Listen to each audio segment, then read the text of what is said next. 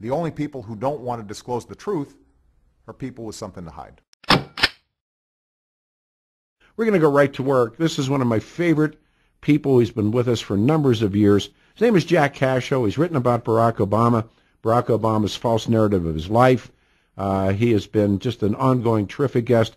Jack, good morning. I should say this Happy New Year because we haven't spoken, but welcome back to Denver. Hey, Peter, thanks for having me. And yes, Happy New Year to you, too. You know, we have talked about this so many times, and I always like to bring it up with people like you. And I ask this question in like, who is Barack Obama? And the people that are so smart, who have done the heavy lifting, to the person, they always say, I don't know. And all they do is have questions. Jack, who is Barack Obama? You know, it's an interesting question you raised. I'm in Florida right now, and I spoke last night at a Tea Party meeting in the Villages, which is a very extravagant retirement community. And that was on everyone's mind. They're still asking that question. So I started off with a joke, and you know this joke, but it goes like this. It goes a Muslim, a communist, and a illegal immigrant walk into the bar, and the bartender turns around and says, "Can I help you, Mr. President?" Yeah, that's a great joke. And then I said, why does that joke work? And I said, the joke works because we don't know whether he's any of those things, and we don't know that he's not.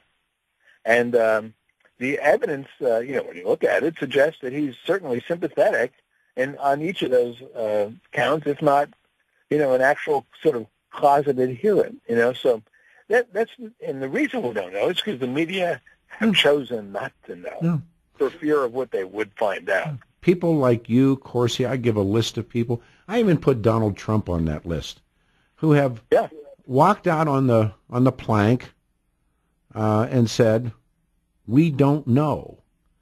I have no idea. And I just had this conversation. We were talking about it, a couple of different, your response to a question. And every time somebody comes up, and tonight, of course, the State of the Onion, as I've been saying, and apparently he's going to have an illegal alien in the audience, and he's going to do all the same kinds of things. He's going to cover those three things that you just did the joke line. He's going to do, the illegal. He's going to do Islam, and he's going to do, he's going to do a money grab. And he has 2 more years in office. Will the time ever come in our lifetimes that the truth will be known? I think we will know more of the truth. But right now, the problem, and you know this, Peter, is that it's not just the mainstream media that chooses not to know. What they choose also to do is to punish those people who want to know, Unfortunately, they've been joined in this task by, I would say, what I would call the respectable conservative media, although they're loosening up over time.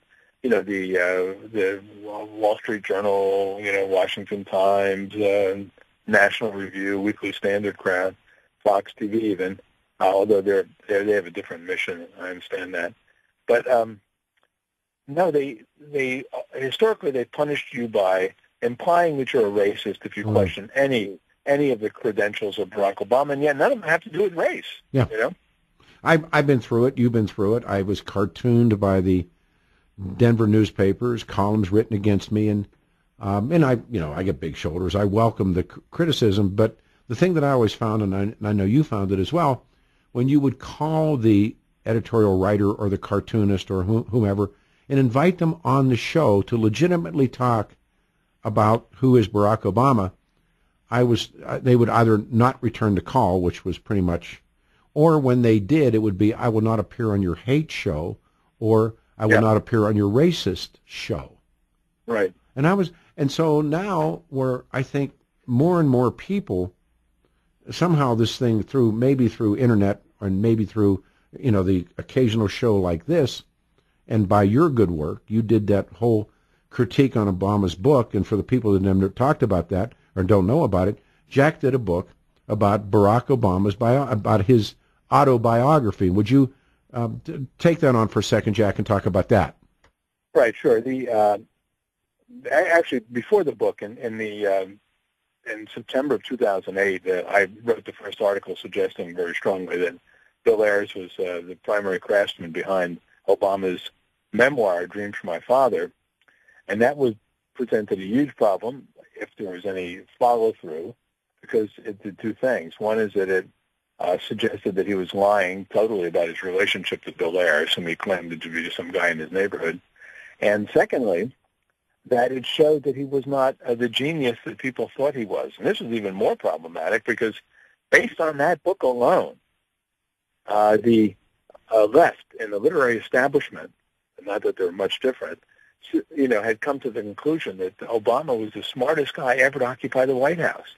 He was a genius. The best memoir ever written by an American politician, said Time magazine. And to pull the rug out from him, under him on both of those counts, could have doomed his candidacy.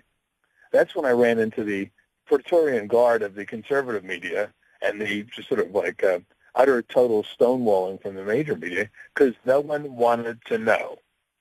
And we chose not to know, and that result was we got 6 years of Barack Obama's presidency. If I were to ask you this, Jack Casho was with us, big fan of Jack's work. The best of your knowledge, what is his life story? What is his life story? We know that the official things, like I was, almost 3 years old, we went to the airport and said goodbye to Daddy, and and all these stupid, ridiculous. And he continues to tell them the improbable story, the farm girl and the goat herd. What do you think? Piecing it together, what's the story? I think I would just call him a confused, insecure, mixed-race child who has drunk at the teat of leftist mentors through his entire life, and has a chameleon-like quality. He's been able to adapt to certain things and to become, or at least to make the appearance of certain things. So his greatest transition, his greatest bit of a impostership, was his posing as an African American. Mm-hmm. He grew up in Indonesia and Hawaii. He had no more exposure to African American culture than we saw on like I Spy, or the Mod Squad, and then he comes to the mainland to start college in about 1978, I guess, or 9, and he's treated as though he were an African American. He's a culture he doesn't know anything about, and so he starts faking it. But then when he goes to Chicago, he immerses himself in it. I think at that point he decides, I'm going to become an African American. But he's bringing into that task a whole lot of previous baggage, including his a childhood spent in a Muslim environment in which he was listed as a Muslim at school. Mm-hmm. And he still says, the call to prayer is the most beautiful sound in the world, blah, blah, blah. And a deep leftist orientation that is more third world oriented than it is, urban oriented. So he fuses those two traditions together, that is, African American, anguish, whatever, mm-hmm. with a international sort of deep left agenda, and you get a guy who's adaptable to a lot of circumstances, but who has emerged as still something of an enigma 10 years after he first emerged on the national scene in 2004. Why, and there's no question in my mind, why was the birth certificate altered as it's been? Why was it? It's simply it's a computer-generated birth certificate. What would we see if we saw the real one? I think that's a good question. I don't think he was born in Kenya, although he's I don't either. Yeah, he's lied about that. He said it right. Yeah, he's lied about that to make him, make himself sound more exotic. Exactly. But I think that on the birth certificate was probably amended at some point to account for his adoption by Lola Sotero, and is becoming possibly an Indonesian citizen. I don't believe. I don't believe he was born in a hospital. I don't know that either. I would say that's one. I'm saying that is one possibility. My other thought. Here's the other thread: is that I think there's a real chance he was born in Vancouver, Canada. I agree. He also could have been born at home. Or he could have been born at home. Sure. Our guest is Jack. I just tell the audience our guest is one of my favorites. Jack Casho is with us on Barack Obama. So, his biological father Is it Frank Marshall Davis, or is it the other Barack? Well, you and I both know Joel Gilbert, and we know the work he's done on this, the video, which is eminently worth watching, Dreams from My Real Father, and a very bold video. If I were betting, I would say his real father is Barack Obama Sr. Okay. And there's one clue that really, I had been thinking that Frank Marshall Davis is a likely candidate. Mm-hmm. The one thing that would made me rethink that was that Dinesh D'Souza movie, 2016, in which he interviews Barack Obama's half-brother in Africa. And he looks like him. Not the one in China, yeah. Who has a Jewish mother, but the one in Africa. Mm-hmm. I just thought there's a very strong family resemblance between them. And it also looks an awful lot, it looks more like Frank Marshall Davis than he does, as they call him, the other Barack. Yeah, he doesn't look much like his father. Yeah, but he does look, yeah. But he does look a lot like his grandfather, his white grandfather. So, there's different strains in him. But I don't know. I think it's a legitimate question. I do too. And I'm not sure I know the answer, but I think if I were betting, I would bet on Barack Sr. How did he get from Occidental to an Ivy League school at the end of his sophomore year with really below average grades? How was he admitted? And that brings up the birth certificate, also brings up, the other, I believe, forged documents, the documents that have been, as we say, suppressed. How does he get to Occidental? From Occidental, even getting an Occidental is kind of an interesting question. And why are all his school records, elementary school records and middle school and high school records, why are they all suppressed? Well, he gets to Occidental, and he gets from Occidental to Columbia, and he gets from Columbia to Harvard on the basis of his race. But what does he say? He admits this. What does he say? What's that? Who has he said he is?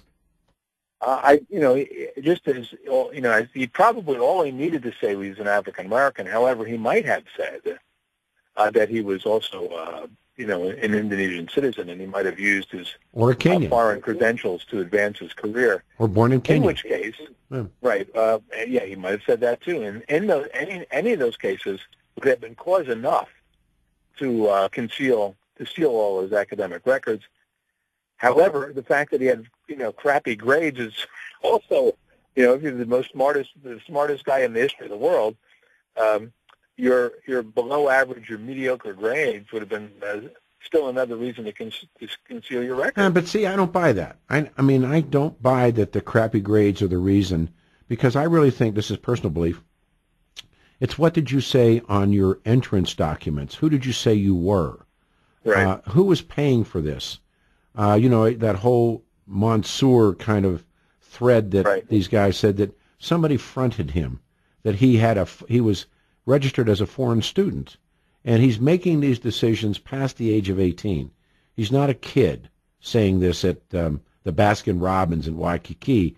He's an adult, and he is using these manufactured positions to gain entrance, and actually. Here's one thing we do know for sure, is that his mother was scamming the INS from the beginning, both with Barack Obama Sr. and with Lola Sotero. She was, lying outright on their documentation to keep them in the country. So there's a history, family history of doing that. Mm-hmm.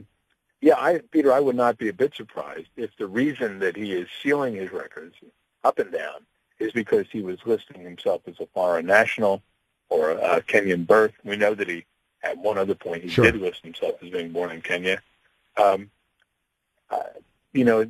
is and this goes back to the whole notion of who he is, just the question you raise, is that throughout his whole life, he has redefined himself to manufacture. Like a Zelig-like character, who just blends into the background that is best, most opportune to advance his career. Why does Gramps take him to, in some cases weekly, to Frank Marshall Davis?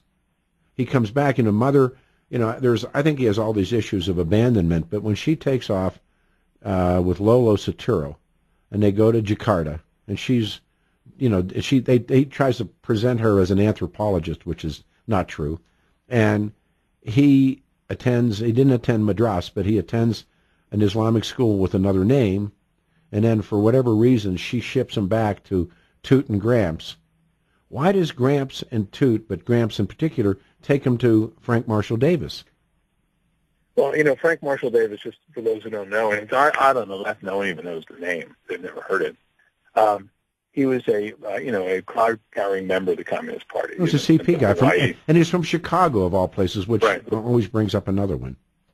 And he was sent to Hawaii to help organize the International Longshoremen's Union. We're going to shut down the Hawaiian Island, the whole islands there, and they almost succeeded. I suspect there's two reasons. One is that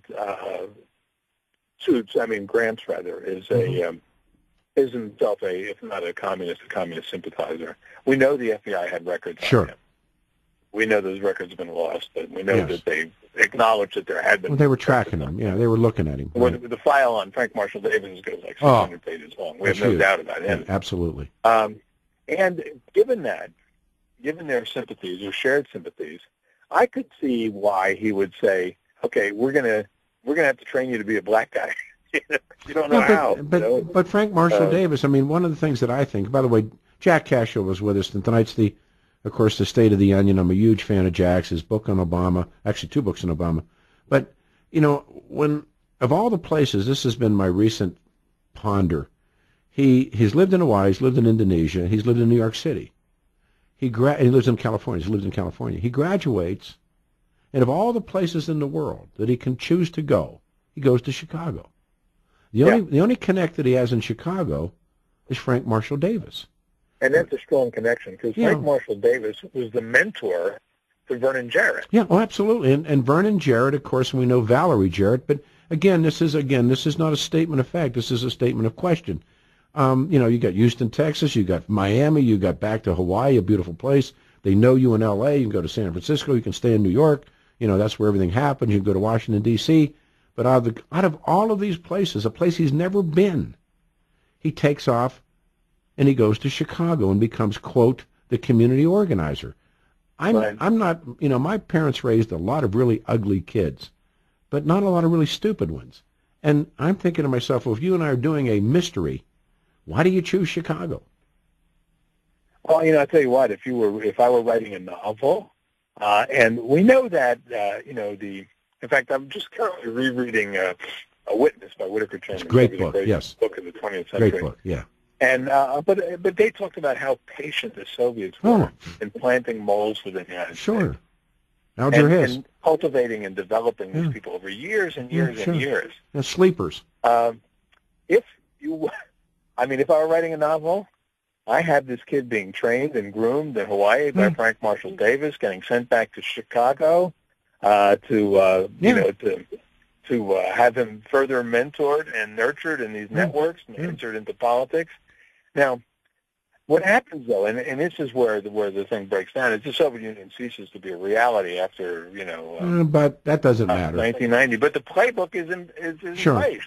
We know that, finally after, Gus Hall and Earl Browder and those guys, and who really were Stalinists, but the Trotskyists and others break away, and they realize that it's not socialism in one country, which was, what the CP ran that scam for years. And that, and actually they were out radicalizing the old CP. The Earl Browders and Gus Halls and those guys were seen as stogie old guys.